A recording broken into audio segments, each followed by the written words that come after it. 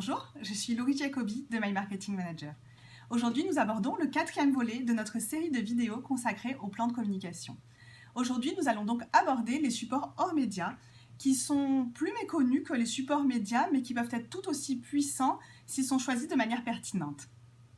Les supports hors médias, vous avez plusieurs solutions. Nous allons en citer quelques-uns. Évidemment, nous ne pourrons pas tout citer. C'est une liste non exhaustive, mais ça vous donnera déjà un bon aperçu de ce que vous pouvez faire.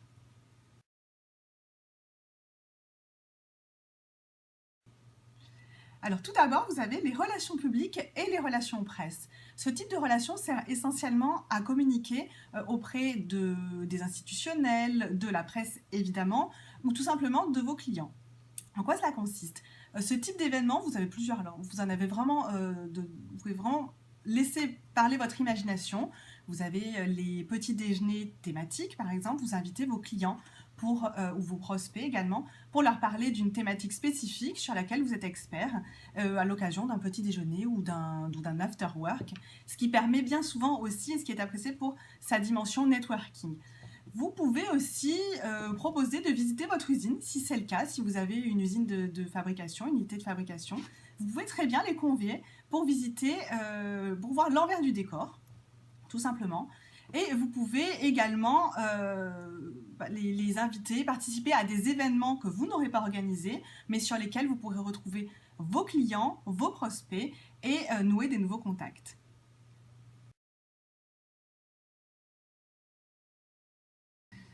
Et vous pouvez également recourir au mécénat ou au sponsoring qui consiste donc à sponsoriser, à soutenir un événement sportif, un événement culturel ou un événement à but humanitaire en y associant votre nom, votre identité, votre marque.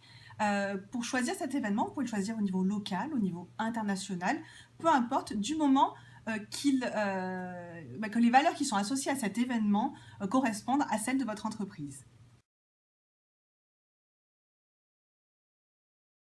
Vous avez également la possibilité de participer à des salons à choisir par rapport à votre activité, à votre produit ou au service à présenter.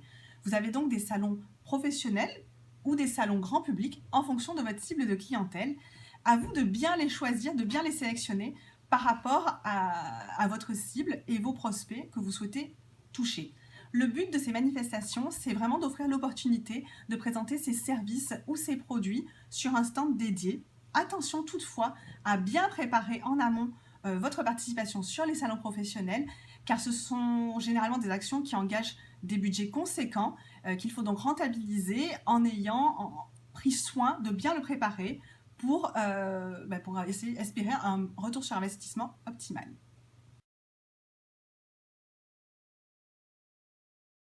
Vous avez également la possibilité de faire ce qu'on appelle de la PLV, donc de la publicité ou promotion sur le lieu de vente. Ça consiste tout simplement à animer le point de distribution où sont donc distribués vos produits ou vos services. Les plus connus, par exemple, c'est la distribution d'échantillons dans des parfumeries ou la dégustation de produits alimentaires dans les centres commerciaux.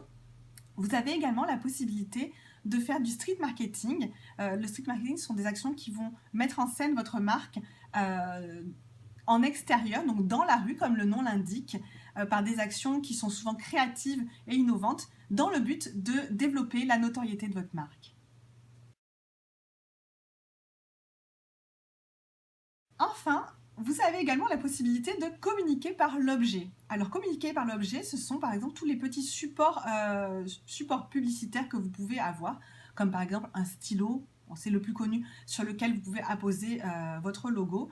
Mais la communication par l'objet ne se résume pas simplement au stylo publicitaire et consiste véritablement à trouver un objet qui représente à la fois les valeurs ou les objectifs de votre entreprise ou un message que vous souhaitez faire passer pour l'adresser à vos clients ou à vos prospects. Attention également, choisissez bien vos objets par rapport aux objectifs que vous fixez, de quelle manière vous allez les distribuer, à qui ils s'adressent pour pour que tout simplement qu'ils atteignent leurs objectifs, c'est-à-dire que votre cible, que vos clients retiennent votre marque et que le message passe de manière efficace.